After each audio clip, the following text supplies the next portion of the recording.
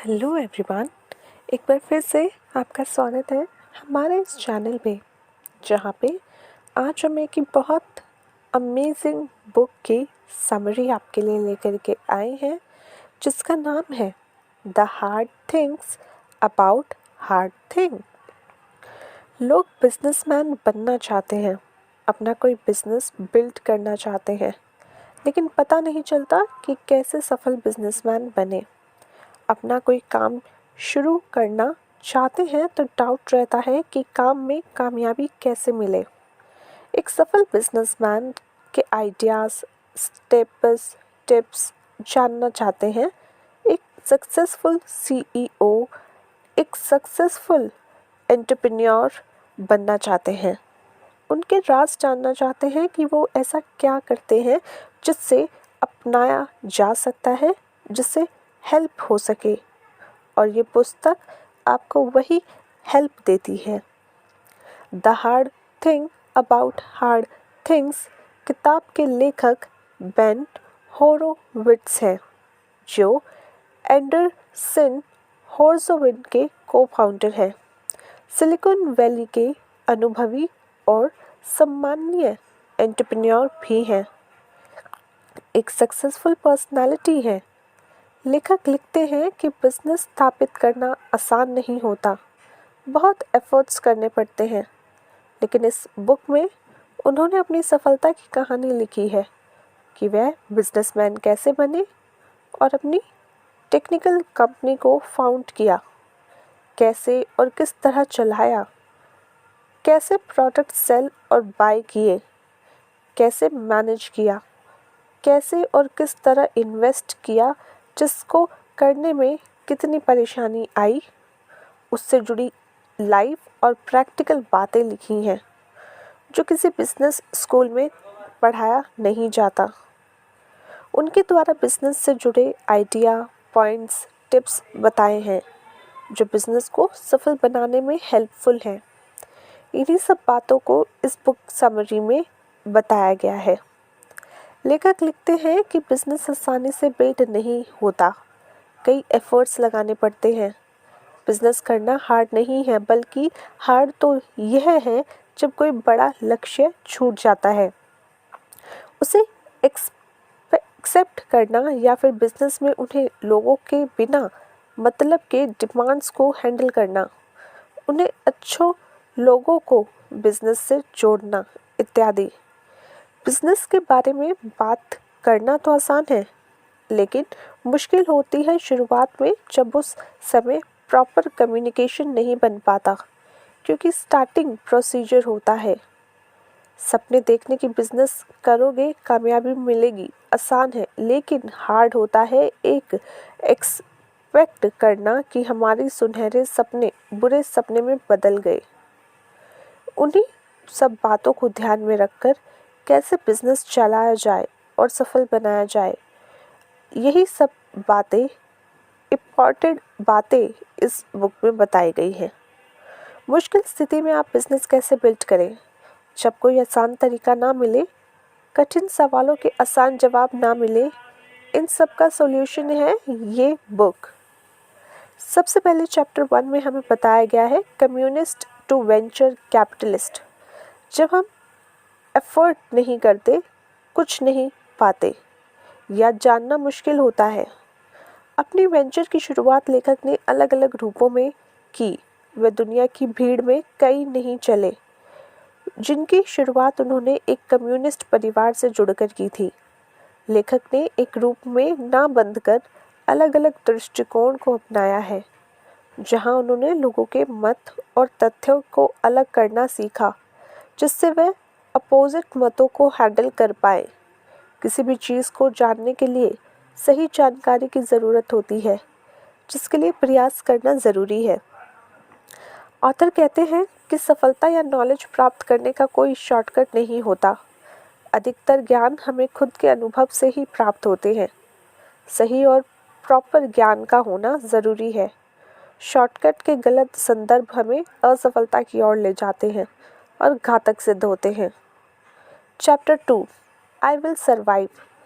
इस चैप्टर में लेखक ने बिजनेस से जुड़े मनी इन्वेस्टमेंट स्टार्टअप्स के लिए ज़रूरी बातें और किन दोस्तों से जुड़ना चाहिए आदि बातों को बताया है। लेखक लिखते हैं, अगर आपको इन्वेस्ट करना है तो मार्केट में रिसर्च करना ज़रूरी है कि बिज़नेस की मार्केट में क्या वैल्यू है, इन्वेस्टर मिलेंगे या नहीं। अगर आपको लगता है कि बिज़नेस में इन्वेस्ट के लिए इन्वेस्टर नहीं है तो घबराने की बजाय यह सोचने की अगर मार्केट में 20 इन्वेस्टर्स से ज़्यादा भी हों और सब ने मना कर दिया तो भी एक इन्वेस्टर की हाँ तो मिल सकती है। एक पॉजिटिव पर्सपेक्टिव के साथ आगे बढ़े, कोई ना कोई ज़रूर मिल जाएगा, बस तलाश में एक ही करनी होती है। लेखक लिखते हैं कि स्टार्टअप शुरू करने के दौरान हम दो तरह के इमोशन से गुजरते हैं। एक तरफ उत्साह तो दूसरी तरफ भय होता है, जो सिचुएशन पर निर्भर करते हैं। ऐसे में हमें हेल्प की ज़रूरत पड़ सकती है और ऐसी सिचुएशन में जिन दोस्तों से हम कनेक्ट हो सकते हैं उनको लेखक ने दो भागों में बांटा है। एक प्रकार के दोस्त वो होते हैं जब कुछ अच्छा होता है तो हमें उन्हें कॉल करते हैं, तो ऐसे दोस्त हमारी खुशी में एक्साइटेड होते हैं। दूसरे प्रकार के दोस्त वो होते हैं जब हम डिफ़िकल्ट सिचुएशन में फंस जाते हैं या हमारे साथ कुछ गलत होता है तो हम उन्हें कॉल करते हैं। लेखक लिखते हैं, अगर आप इन दोस्तों का साथ चाहते हैं तो उनके साथ अच्छा व्यवहार करें। अगर वह आपको छोड़ भी जाते हैं तो फिर भी उनके साथ अच्छा व्यवहार करें, वरना आप दोबारा विश्वास नहीं कर पाते। Chapter 3 the time with feelings. इस चैप्टर में लेखक लिखते हैं कि कुछ करने के लिए सर्च ज़रूरी है, जैसे सरवाइव करने के लिए बाहर जाना, बाहरी दुनिया से इंटरेक्ट करना और जो भी स्थितियाँ रास्ते में आती हैं उन्हें सीखना सफलता की ओर ले जाते हैं।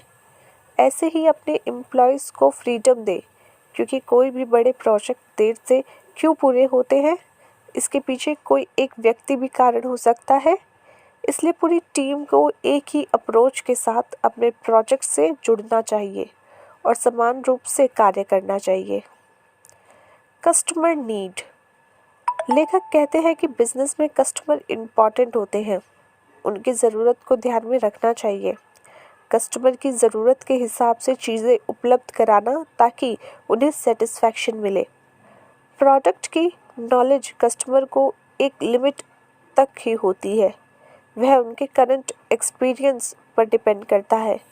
वह जो भी डिमांड करते हैं उनकी रिक्वायरमेंट को जानकर समझकर अच्छे प्रोडक्ट्स ऑफर करना चाहिए। कस्टमर पर खुद चॉइस छोड़ने की बजाय प्रोडक्ट ऐसे इन्वेस्ट करें और अवेलेबल कराएं कि कस्टमर उनके लिए राज़ी हो जाए। कभी कभी हम वह नहीं करते जिस पर हमें एक्चुअल में ध्यान देने की ज़रूरत है, उन बातों पे फोकस करना चाहिए। Chapter 4 when things fall apart. लेखक इस चैप्टर में लिखते हैं कि कई बार ऑर्गेनाइजेशन को अपने कार्य के प्रति क्लैरिटी चाहिए होती है ताकि चीज़ें प्रॉपर अंडरस्टैंड हो सके। लेखक अपना उदाहरण बताते हुए कहते हैं कि कैसे उन्होंने अपने फर्म लॉर्ड क्लाउड्स को संभाला जब उनका बिजनेस कठिन परिस्थितियों से गुजर रहा था। बोर्ड मेंबर्स उन्हें बैंकरप्सी की सलाह दे रहे थे, लेकिन लेखक ने अपने दिल की आवाज़ सुनी और कि अगर प्रॉब्लम है तो कहीं ना कहीं प्रॉब्लम के सॉल्यूशन के आंसर्स भी होंगे, क्योंकि विपरीत परिस्थितियों को हैंडल करने के लिए कोई परफेक्ट आइडिया या फॉर्मूला नहीं होता। हमें उन्हें चैलेंजेस को फेस करना पड़ता है। उनका मानना था सीईओ पॉजिटिव रहते हैं। एक सीईओ के सामने जब चैलेंजेस सिचुएशन सामने आते हैं तो किस प्रकार फोकस करके अपना बेस्ट देना चाहिए। कुछ इम्पॉर्टेंट बातें इस प्रकार हैं। सबसे पहले, सारे ऑर्गेनाइजेशन की परेशानी एक साथ अपने ऊपर नहीं लेनी चाहिए। जितना हो सके सब मिलकर समस्या का समाधान ढूंढें, सबको शामिल करें। सीईओ को अपने ऑर्गेनाइजेशन में क्लियर कॉन्सेप्ट रखने चाहिए, किसी भी बात को फ्रीली कहना चाहिए। एक सीईओ के रूप में ऑर्गेनाइजेशन के सामने पास्ट से ज़्यादा कंपनी फ्यूचर के बारे में बताएं। बिना देर किए कोई भी आइडियाज़ लीक होने से पहले निर्णय ले, वरना नए इश्यूज आ सकते हैं। एम्प्लॉयज़ के सामने बातें को क्लियर करें। कंपनी सक्सेस या फेलियर जो भी फेस करती है बताएं। जो ऑर्गेनाइजेशन के साथ रहेंगे उनका कॉन्फिडेंस पाएं, ताकि हर तरह के सिचुएशंस के साथ मिलकर काम हो सके। सीईओ के 2 फेज होते हैं, पीसी टाइम यानी positive approach and what time यानी नेगेटिव अप्रोच। बिजनेस में किसी अप्रोच को कब और कैसे फॉलो करना है, इसका ध्यान रखना चाहिए। Chapter 5, take care of the people, the product and the profit. इस चैप्टर में लेखक बिजनेस से जुड़े एम्प्लॉयज़, प्रोडक्ट, प्रॉफिट की महत्वता बताते हैं। कोई कंपनी के अप एंड डाउन में क्या स्ट्रेटजी हो, उससे और ध्यान केंद्रित है। कंपनी के साथ एम्प्लॉय समय बिताते हैं तो उनकी एक पॉजिटिव इन्वायरमेंट देना चाहिए।